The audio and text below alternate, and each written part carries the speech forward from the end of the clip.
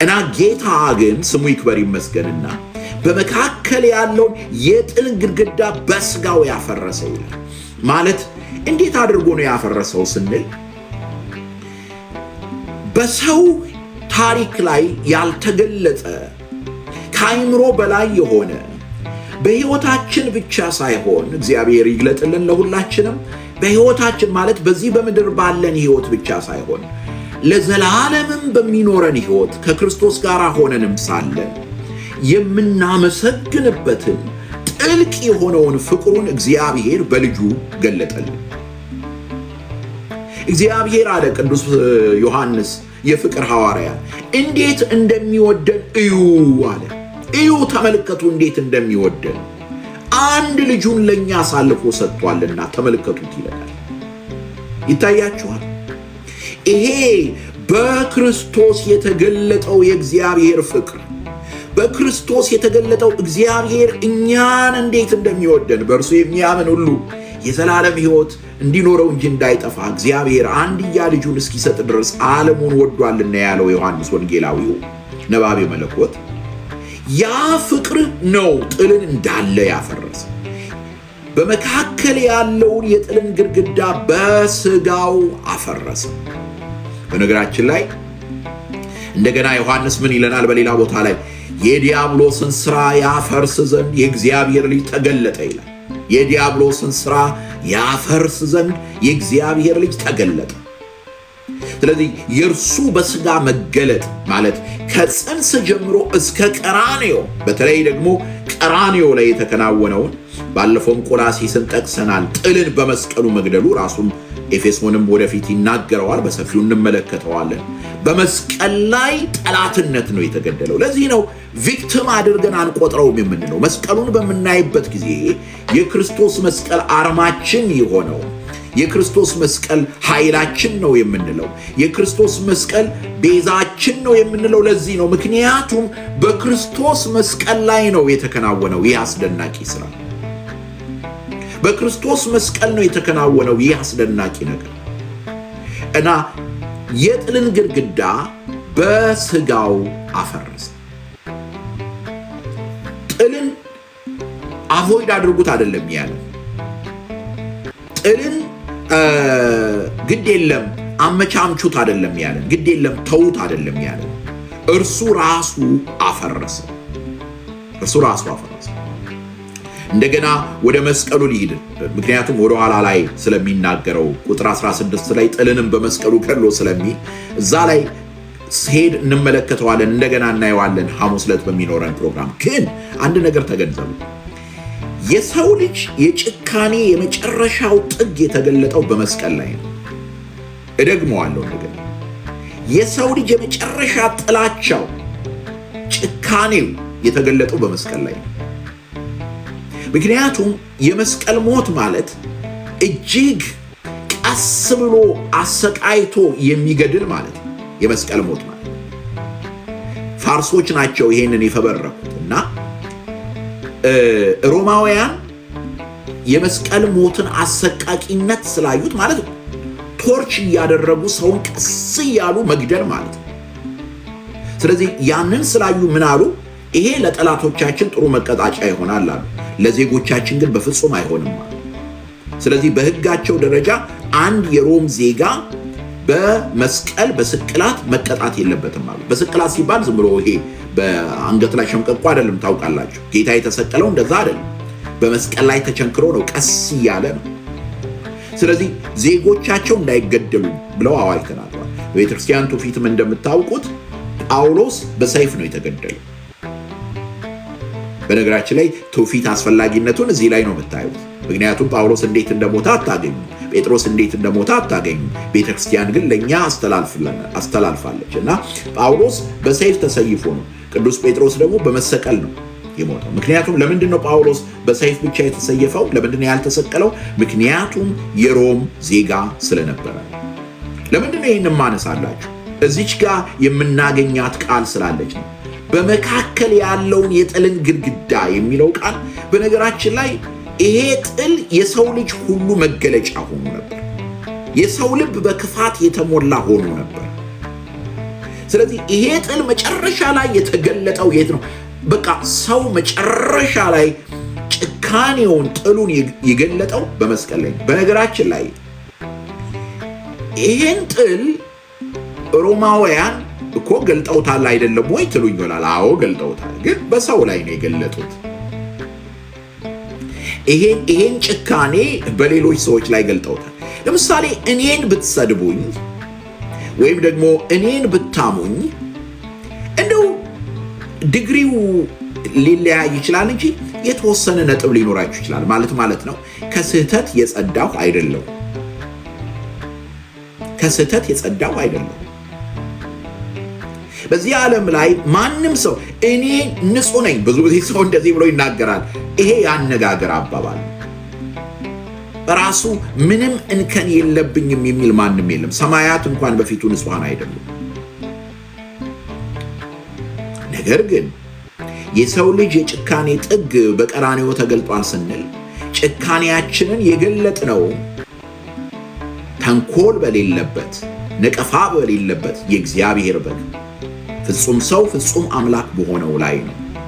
በእርሱ ላይ ነው ይህን የገለጥነው እና የመጨረሻ ጥላቻችንን በመስቀል ላይ ገለጥን።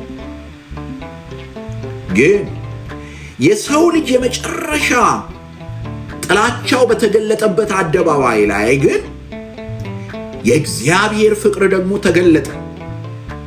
የእግዚአብሔር ፍቅር ተገለጠ። አባት ሆይ የሚያደርጉትን አያውቁምና ይቅር በላቸው ብሎ ፍቅርን፣ ምሕረትን አወጀ። መስቀሉ ዙፋኑ ነበረ የምንለው ለዚህ ነው። ስለዚህ የጥልን ግድግዳው በስጋው አፈረሰ ስንል በቤዛነቱ ሥራ፣ በፍቅሩ፣ በምሕረቱ፣ በይቅርታው አፈረሰው።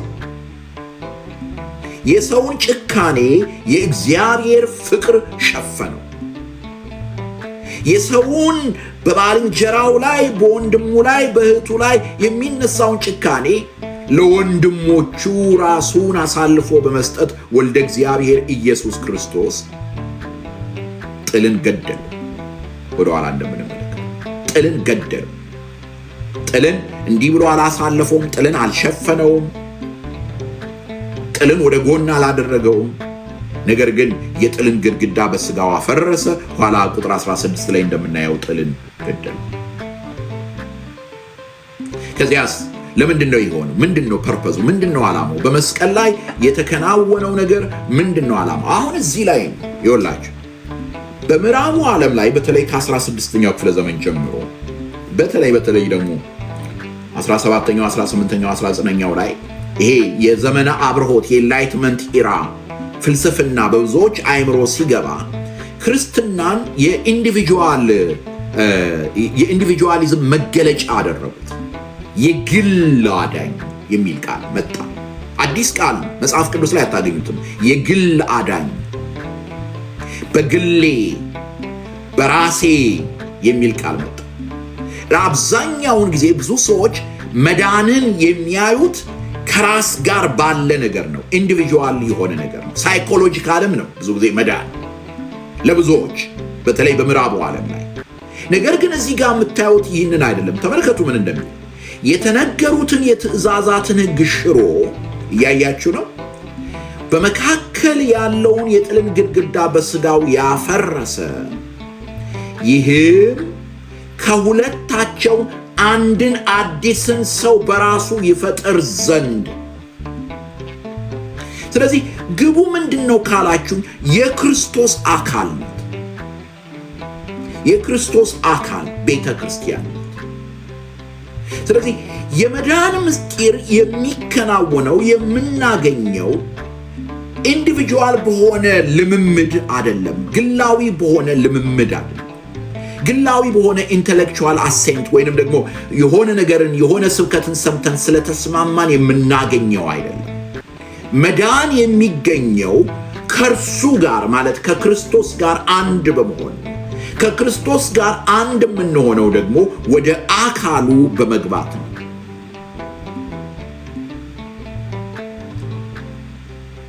በኒቅያና በቁስጥንጥንያ የተሰበሰቡት አባቶች የወሰኑት ውሳኔ ሃይማኖት ላይ ወነአምን በሃቲ ጥምቀት ለስርየተ ኃጢአት በሚሰረይባት በአንዲት ጥምቀት እናምናለን ያሉት ለዚህ ነው። በሌላ አነጋገር ማለት ነው መዳን በሚገኝባት ማለት ነው። ያ መዳን በቤተ ክርስቲያን በአካሉ ነው የሚገኘው። እና እዚህ ጋር የምናየው ይሄንን ነው።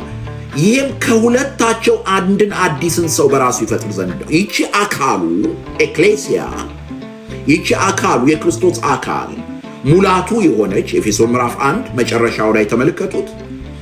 ሁሉ በሁሉ የሆነባት ቤተ ክርስቲያን አሁን ሕዝብ ብቻ ያለባት አይደለችም። እንደ ብሉይ ኪዳን አሕዛብ በሩቅ ያሉባት አይደለችም።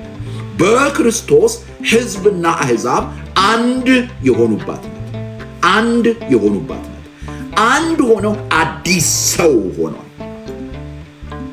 አዲስ ሰው በራሱ ይፈጥር ዘንድ ይሄ አዲስ ሰው የሚለው ቃል በነገራችን ላይ እኛ የምናገኘውን ትራንስፎርሜሽን ሊገልጥ ይችላል። አዎ በሕይወታችን ፐርሰናል የሆነ ትራንስፎርሜሽን የምናገኘውን ሊገልጥ ይችላል። አዎ ግን ያን ብቻ አይደለም። ቤተ ክርስቲያን አካሉ እንዴት ባለ መንገድ እንደተዋቀረች፣ ምን አይነት አዲስ ሕይወትን በክርስቶስ እንዳገኘች የሚያመለክት። ስለዚህ ከሁለቱ ከሕዝብና ከአሕዛብ አንድን አዲስን ሰው ፈጠረ። ጠላትነትን አጥፍቶት ማለት ነው። አንድን አዲስን ሰው ፈጠረ።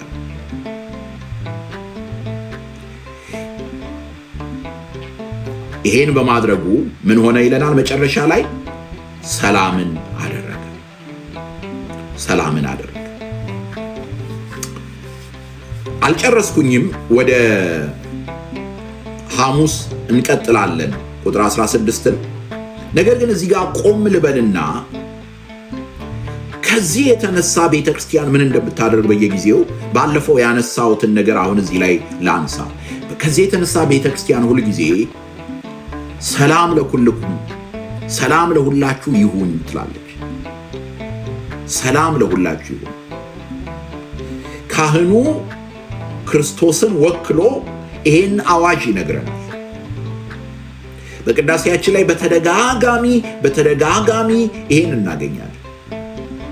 እና ለምንድን ነው ይሄ የሚሆነው? ለምንድን ነው በቅዳሴያችን ላይ በተደጋጋሚ አንድ ጊዜ አይበቃም ወይ? ለምንድን ነው የምንል ካለ እዚህ ላይ ነው እንግዲህ የክርስቶስ ሰላም እንዴት ልባችንን እንደሚገዛ የምናውቀውና በደንብ እንድትገነዘቡ ትፈልጋለሁ። አንደኛ የትንሣኤው ጌታ ድምፅ ነው። ይሄ ሰላም ለሁላችሁ ይሁን የሚለው የትንሣኤው ጌታ ድምፅ ነው። ምንድን ነው የሚለው? ያም ቀን እርሱም ከሳምንቱ በፊተኛው በመሸ ጊዜ ደቀ መዛሙርቱ ተሰብስበው በነበሩበት አይሁድን ስለፈሩ ደጆቹ ተዘግተው ሳሉ ኢየሱስ መጣ፣ በመካከላቸውም ቆሞ ሰላም ለእናንተ ይሁን አላቸው። በመካከላቸውም ቆሞ ሰላም ለእናንተ ይሁን አላቸው። ስለዚህ ካህኑ በጊዜ ቅዳሴ ጊዜ የትንሣኤው ጌታ ድምፅ እንደገና ያውጅልናል። ያ ሰላም የሰላማችን መሰረት እንደሆነ እንድናስተውል በክርስቶስ ሞትና ትንሣኤ ያገኘነው የቤዛነት ሥራ ነው የሰላማችን መሰረት ይሆን። የሰላማችን መሰረት ይሆን። ገንዘባችን አይደለም፣ ሀብታችን አይደለም፣ ልጆቻችን አይደሉም፣ ዘመድ ብዛት አይደለም፣ የሰው ጭብጨባ አይደለም፣ ጉልበታችን አይደለም፣ ብልጠታችን አይደለም፣ ተንኮላችንም አይደለም ሰላም የሚሰጠን። እንዲሁም አንዳንዱ የጠቀስኩት ነገር ሰላማችንን የሚወስድ ነው። ያ ከበደ ሚካኤል የሰጡን ታሪክ ትዝ ይላችኋል። ታላቁ ሊቅ ምንድን ነው? ድሃው ሰውዬ ደስ እያለው ጫማ እየሰፋ ይኖራል። ከዕለታት አንድ ቀን ሀብታሙ ሲያየው እንዴት ነው የሰውዬ እንደዚህ ደስ እያለው የሚኖረው? ሀብትማ ብሰጠው ኖሮ የት በደረሳል አይደል? የወርቅ ከረጢት አምጥቶ ሰጠው። ወዲያው ነው ሰላሙን ያጣው። የት ላስቀምጠው ያንን ገንዘብ? የት ላድርገው? ቢገሉኝስ? ምን በሆነስ? እያለ ይጨነቅ ጀመር። ለዚህ ነው ጠዋቱን ወስዶ ሰጠው እኮ አይደል? እንካ ወርቅህን እንካ ሰላሜን አምጣ ነው። ወርቅህን እንካ ሰላሜን አምጣ ነው። ስለዚህ አንዳንዱ የምንሮጥለት ነገር ተንኮል የምናደርግበት ወንድማችን ላይ የምናሴርበት ክፉ ቃል ካፋችን የሚወጣበት ነገር ሰላማችንን የሚወስድ ነው።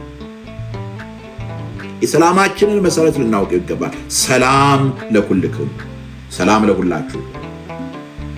በሁለተኛ ደረጃ ይሄ ሰላም በቅዳሴ ጊዜ ደግሞ ደጋግሞ ሰላም ለእናንተ ይሁን እያለ ካህኑ የሚነግረን የምእመናን ልብን ለቅዱሳት ምስጢራት፣ በተለይ ለቅዱስ ምስጢር ለቅዱስ ቁርባንን ለመቀበል፣ ቅዱስ ቁርባንን ለመቀበል ብቻም አይደለም፣ ቅዱሳት መጻሕፍትን ለመስማት። በነገራችን ላይ ቅዳሴ እኮ እጅግ እኮ ውብ እኮ የሆነ ነገር እኮ ነው። በውስጡ የጸሎት ምስጢር አለው፣ ምልጃ አለው፣ ምስጋና አለው፣ ውዳሴ አለው፣ ብዙ ነገር ውስጡ አለው። እንደገና ቅዱሳት መጻሕፍትን እንሰማለን፣ የጳውሎስን መልእክታት እንሰማለን፣ ግብረ ሐዋርያትን እንሰማለን፣ የሐዋርያት ሥራን እንሰማለን፣ ወንጌልን እንሰማለን። እና ይሄን መስማት የምንችለው የክርስቶስ ሰላም በልባችን ሲነግስ ነው። ሰላም ለሁላችሁ ይሁን። ይሄን የክርስቶስን ሰላም ካልተቀበልን ከንቱ መመላለስ ነው የሚሆንብን። ብዙዎቻችን ለምሳሌ እኔ መቼ እንደተጀመረ መቼም እንደተፈጸመ ሳላው ቅዳሴውን ዝም ብዬ በድነ ስጋዬ በድኔ ተከታትሎት መጣው እንላለን። ለምን? ምክንያቱም የክርስቶስን ሰላም ያ ካህኑ የሚያውጀውን የክርስቶስን ሰላም ወደ ልባችን ስላላስገባ። ነገር ግን ለምንድን ነው ደጋግሞ የሚናገረው ካላችሁ፣ አስተውላችሁት ከሆነ በጣም የሚገርም ነው የምናየው ነገር፣ የምንመለከተው ነገር። ይሄ ወደሚቀጥለው ክፍል ይመራኛል። ወደ ጥልቅ መንፈሳዊ ሕይወት መግባት የምንችለው በዚህ በሰላም በኩል ነው። በሰላማችን ነው። ክርስቶስ ሰላማችን ነው። ለዚህ ነው ለምሳሌ ታላቁ የምስጋና የምልጃ ጸሎት ሲደረግ ሰላም ለሁላችሁ ይለናል። ዲያቆኑ ተንሶ ለጸሎት ይለናል። አቴንሽናችንን እንድንሰበስብ፣ ሐሳባችንን እንድንሰበስብ፣ ትኩረታችንን እንድንሰበስብ ተንሱ ለጸሎት ተነሱ ሲለን ካህኑ መልሶ ምን ይላል? ሰላም ለሁላችሁ ይሁን ይላል። ሰላም ለኩልክሙ ይላል። እንደገና ቅዱሳት መጻሕፍትን ልናነብ ስንልም አሁንም ተንሱ ለጸሎት ይለናል። በእያንዳንዱ ንባብ አስተውላችሁ ከሆነ ጳውሎስ ከመነቡ በፊት ተንሱ ለጸሎት ይለናል። ካህኑ ሰላም ለሁላችሁ ይሁን ይላል። ንፍቅ ዲያቆኑ ከአጠቃላይ መልእክታት ለማንበብ ሲነሳ ተንሱ ለጸሎት ይላል ዲያቆኑ። አሁንም ካህኑ ሰላም ለሁላችሁ ይሁን ይላል። የሐዋርያት ሥራ ሊነበብ ሲል ተንሱ ለጸሎት ይለናል፣ ሰላም ለሁላችሁ ይለናል። ለምን? ምክንያቱም ቃለ እግዚአብሔርን መስማት የምንችለው የእግዚአብሔር ቃል ሕይወታችንን እንዲለውጥ የሚያደርገን እኔና እናንተ የክርስቶስ ሰላም ሲኖረን ነው። የክርስቶስ ሰላም ከሌለን የትኛውንም መንፈሳዊ ነገር ልንኖረው አንችልም። በሦስተኛ ደረጃ ሰላም ለሁላችሁ ይሁን የሚለን ካህኑ ይሄ የክርስቶስ ሰላም ነው ቤተ ክርስቲያንን አንድ የሚያደርጋት። የቤተ ክርስቲያንን አንድነት እንደገና በየዕለቱ ሪስቶር የሚያደርገው አዲስ የሚያደርገው ይሄ የክርስቶስ ሰላም ነው። ይሄ ክርስቶስ ሰላም። አዝናለሁ። ይሄ አንዳንድ ጊዜ ቃል ብቻ ዝም ብሎ ክሊሼ ብቻ ይሆናል። ሃይማኖታዊ ጃርገን ብቻ ይሆናል። ሰላም ለእናንተ ይሁን እንላለን። ሰላማችሁ ይብዛ። አሁን አዲስ የተለመደ ነው። መቼም ካልቸሩ በሙሉ በሃይማኖታዊ ቃል ሳቹሬትድ ስለሆነ በቃ ሁሉም ሃይማኖታዊ ቃል ነው የሚያወጣው። ኢአማኒውም ሳይቀር ተባረክ ማለት ጀምሯል። ተባረክ ማለት ትርጉሙ ጠፍቷል። ሃይማኖታዊ ትርጉሙ ጠፍቷል። የአምልኮ መልክ አለው፣ ነገር ግን ኃይል የሌለው ሆኗል። ነገር ግን እውነተኛ በሆነ መንገድ ይህን ቃል ብንቀበለው ታላቅ ምስጢር ያለው የክርስቶስ አካል ቤተ ክርስቲያን አንድ የምትሆነው በክርስቶስ ሰላም ስትኖር ነው። በዱላ አይደለም፣ በስድብ አይደለም፣ በክስ አይደለም፣ ጣት በመጠቋቆም አይደለም፣ ወንድም ወንድሙን በመዘርጠጥ አይደለም፣ በመክሰስ አይደለም፣ በተንኮል አይደለም፣ በመጠላለፍ አይደለም። የክርስቶስ ሰላም ልባችንን ሲገዛው የክርስቶስ ሰላም ልባችንን ሲገዛው እግዚአብሔር ይርዳን። እግዚአብሔር ይርዳን። ይሄ ቀላል አይደለም። ያለንበት ዘመን እንደምናገረው አይደለም። ጸሎት ያስፈልጋል። ሰላም ልንናፍቀው የሚገባ ነው። አምላካችንን ልንለምነው የሚገባ ታላቅ ነገር ነው። እግዚአብሔር እንዲረዳን ቅዱስ ፈቃዱ ይሁንልን። ያስተማረን የመከረን የአባቶቻችን አምላክ ስሙ ከዘላለም እስከ ዘላለም ይክበር ይመስገን። ምናልባት ጥያቄ ካላችሁ አንድ ሁለት ጥያቄ፣ ምክንያቱም አንዳንድ የመጣልኝ ኮሜንት ምንድነው እንደው ብዙ ግድ የለም ለጥያቄ ጊዜ ስጠን የሚል ነው እና አሁን ከተማርነው ነገር አንፃር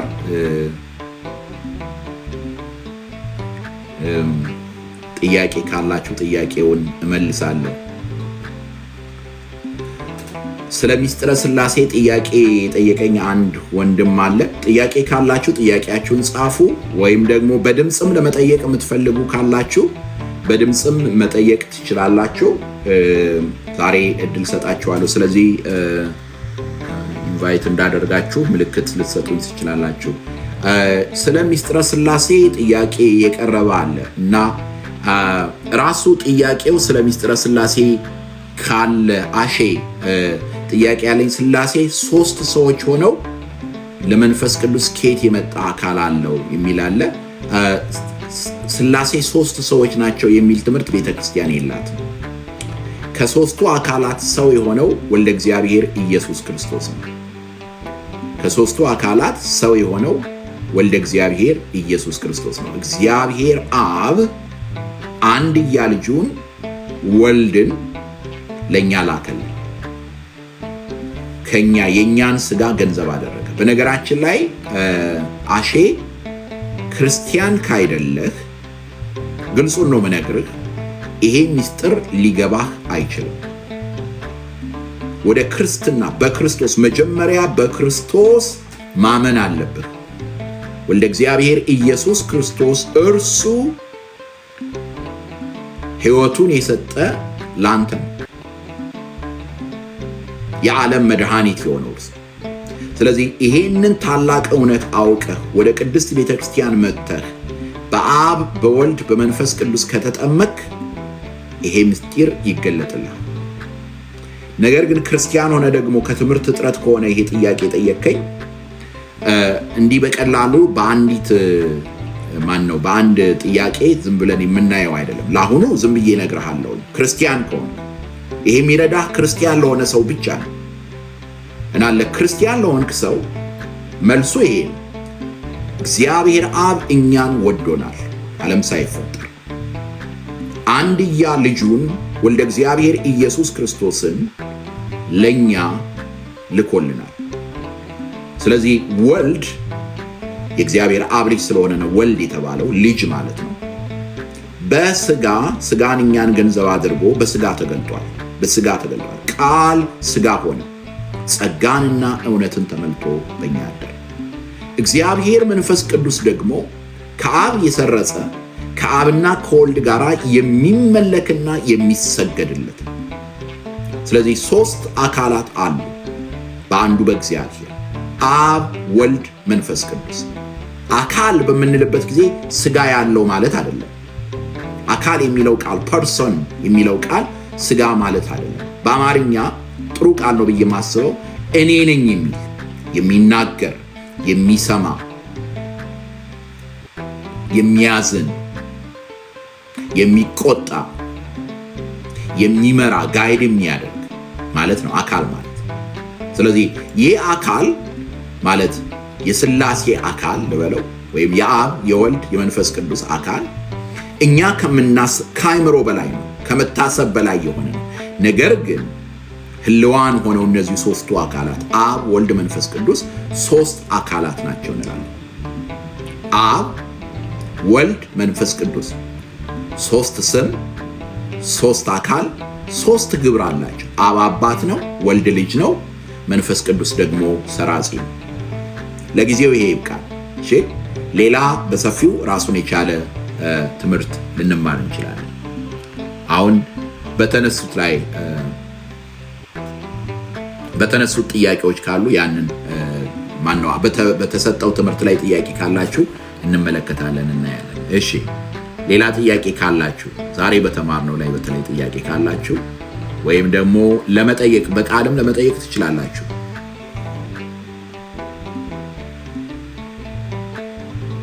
ኦኬ፣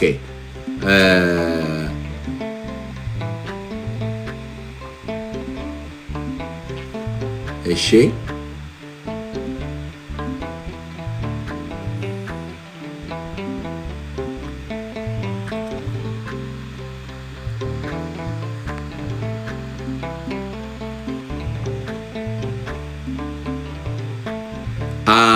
በመስቀል ላይ የታየው የጭካኔ ጥግ ትንቢት የቀደመው ጭካኔ ነው ማለት እንችላለን።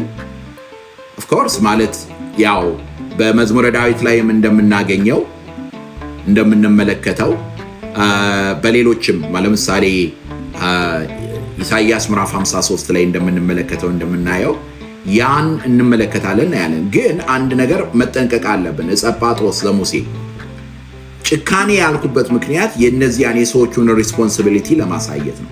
ያ ትንቢት ድራይቭ እያደረጋቸው አስገድዷቸው እያንደረደራቸው አይደለም። ያንን ጌታን ሲሰቅሉት ያ ትንቢት አስገድዷቸው ነው ካልን ከምንድነው ስሙ ከተጠያቂነት ነፃ ልናወጣቸው ነው።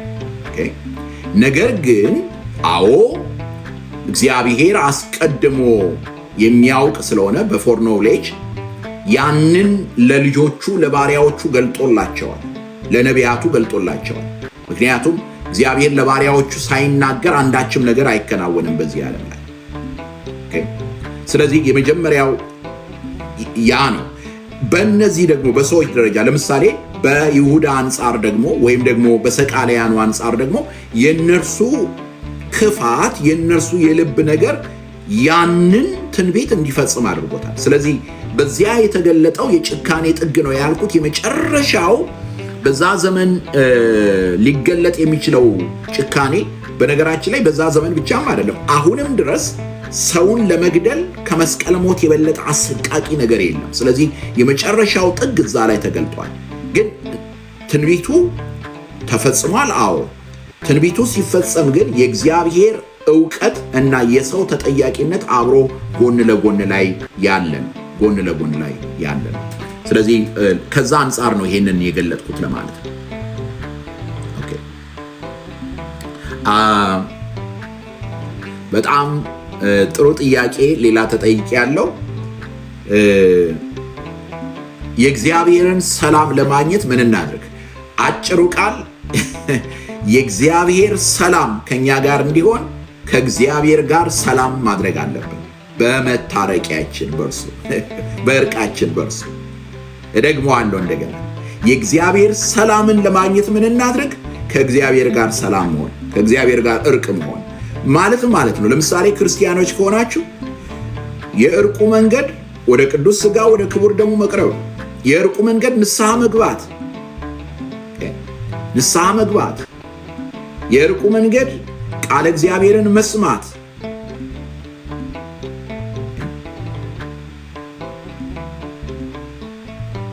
ስለዚህ ያንን ማድረግ ነው የሚኖርብን።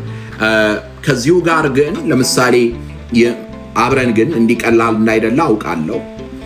ለምሳሌ የሚረብሸን ነገር ካለ፣ የምንጨነቅበት ነገር ካለ፣ የምናዝንበት ነገር ካለ ያንን በረጋ መንገድ ጋይድ የሚያደርገን ስፒሪቹዋል ፋዘር ያስፈልገናል፣ መንፈሳዊ አባት ያስፈልገናል እና ከእርሱ ጋር መነጋገር ጥሩ ነው። ብቻችንን ይኸውላችሁ ሰው ብቻውን ሆኖ ሊበድል ይችላል፣ ብቻውን ሆኖ መዳን ግን አይችልም።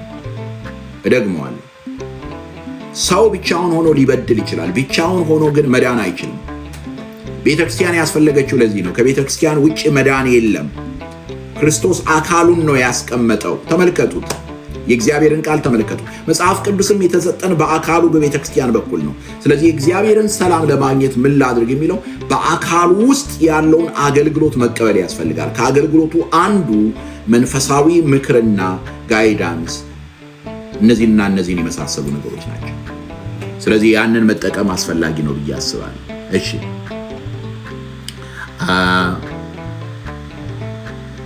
ሌላ ጥያቄ ካላችሁ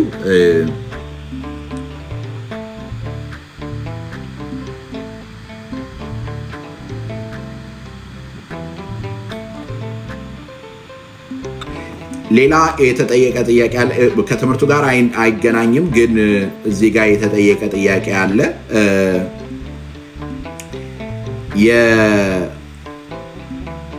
የሎስ አንጀለስ ላይ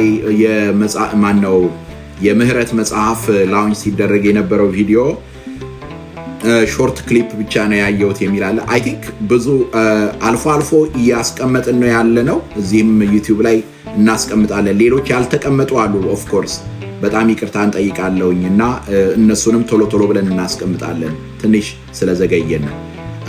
በዚህ አጋጣሚ ምናልባት ያላወቃችሁ ሰዎች ካላችሁ ዲያቆን ምህረት አዲሱን መጽሐፉን አውጥቷል። ዲፌንዲንግ ዘ ኤንሸንት ፌዝ። ይሄ እንትን ነው የትን ኮፒ ነው። ዋናውን ላሳያችሁ በደንብ ይሄው። ዲፌንዲንግ ዘ ኤንሸንት ፌዝ በተለያዩ ስፍራዎች አሉ። በተለይ ሩቅ ቦታ ላላችሁት እና ዳላስ የአሁኑ እሁድ ከሰዓት በኋላ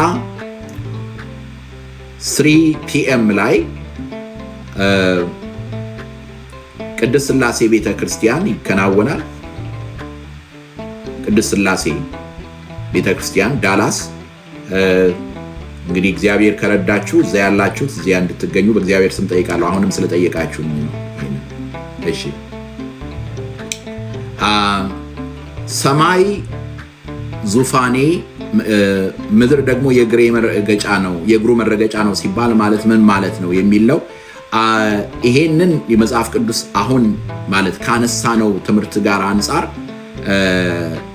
እንደው የማይገናኝ ቢሆንም የሚቀጥለው ሐሙስ ላይ በሰፊው እንመለከታለን፣ እናያለን። እመልሳለሁ። ያንን በደንብ ተመልክተን አይቼ እመልሳለሁ። ኦኬ። ሌላ ጥያቄ ካላችሁ ማለት አንዳንድ ጊዜ የምትጠይቁት ጥያቄ ጥሩ ነው። ከኛ ከራሳችን ህይወት ጋራ የሚገናኝ ጥያቄ ብትጠይቁ አማዞን ላይ መግዛት ይቻላል? yes of course አማዞን ላይ መግዛት ትችላላችሁ መጽሐፉ።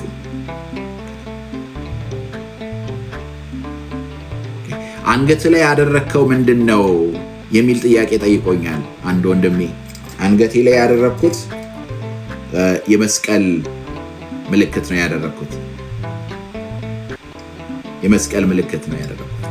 ለምንድነው የመስቀል ምልክት ያደረከው የሚል ከሆነ ጥያቄው በጣም አሳምሬ ነው ጥያቄውን የጠየቅኩት። በነገራችን ላይ የመስቀል ምልክት ለምንድነው ያደረከው? ማን ነው መስቀል ነው ያደረኩት? ለምን ሰው የሚገደልበት አርማ ለምንድነው የሆነው? ምክንያቱም ይሄ በመስቀሉ ላይ የተከናወነልንን አስደናቂ ነገር የሚያሳስበን ስለሆነ ቅዱስ አትናቴዎስ እንደተናገረው እንኳን አይደለም ስናማትብ ገና ዲያብሎስ ይሸሻል፣ ይጠፋል፣ ቦታ አያገኝም። ከዚህ የተነሳ መስቀሉ አርማችን ነው። መስቀሉ ኃይላችን ነው። መስቀሉ በእጄም ይዤዋለሁ፣ በአንገቴ ብቻ ማለት ነው፣ በእጄም ይዤዋለሁ። ታላቅ ነገር ስለሆነ ማለት ነው። ስለዚህ ያንን ነው። እግዚአብሔር ይስጥልን፣ እግዚአብሔር ያክብረልን።